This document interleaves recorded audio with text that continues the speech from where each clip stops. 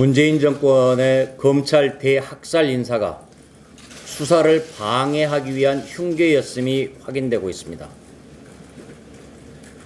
정치검사들로 채워진 대검의 신임 간부들이 유재수 감찰 중단 사건 등에 대해서 노골적으로 수사를 방해하는 행위가 이어지고 있기 때문입니다.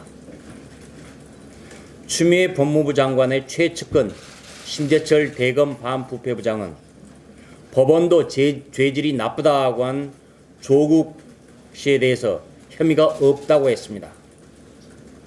문 대통령이 노무현 정부에서 청와대 민정수석으로 일할 때 그를 보좌했던 사람 김성윤 서울지검장입니다. 문 대통령의 대학 후배인데 이 지검장은 청와대 압수수색을 차일피일 미루고 있습니다.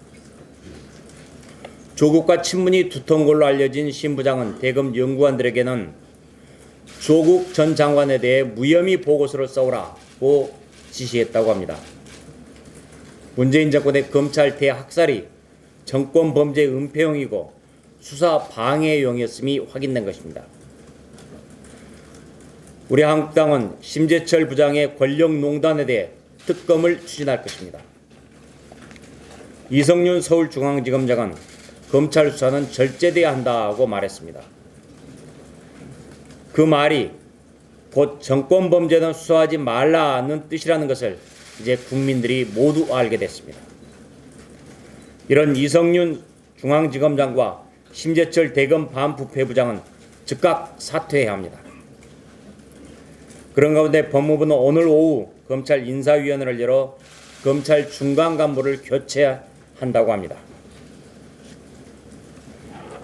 법무부는 또 내일은 검찰 직제 개편안을 국무회의에 상정한다고 하는데 검찰에 대한 2차 대학살을 밑받침하는 것입니다. 40일간의 입법 예고도 무시한 채 직제를 개편하는 것은 이 정권이 만든 검사 보직 최소 1년 이상 1년 보장이라는 원칙을 지키지 않겠다는 것입니다.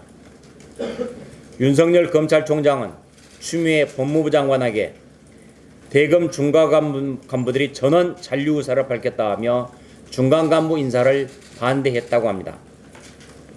하지만 막가파 여왕 추미애 장관이 문 대통령의 의중을 충실히 따라서 얼마나 가혹한 2차 보복 인사를 할지 지켜볼 일입니다.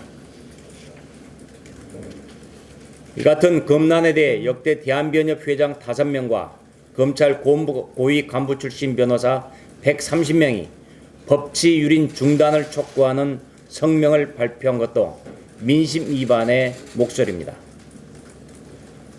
이 정권의 검찰 학살 인사에 대해 미국 같으면 사법방해죄로 탄핵감이라는 등 비난과 분노의 목소리가 분출하고 있습니다.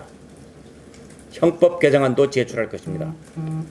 이 같은 민심의 분노는 4월 총선에서 문재인 정권에 대한 단죄로 이어질 것입니다.